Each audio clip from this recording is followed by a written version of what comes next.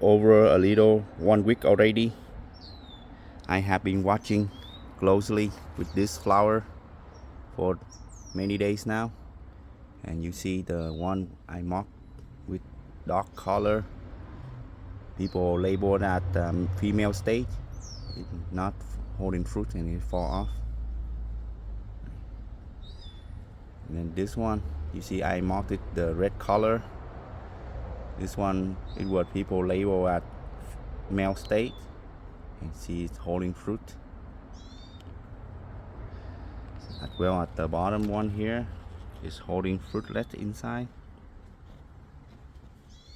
This one with dark color is not holding fruit right there. It's not holding it. So eventually it fall off. Remember this one? Earlier I marked it.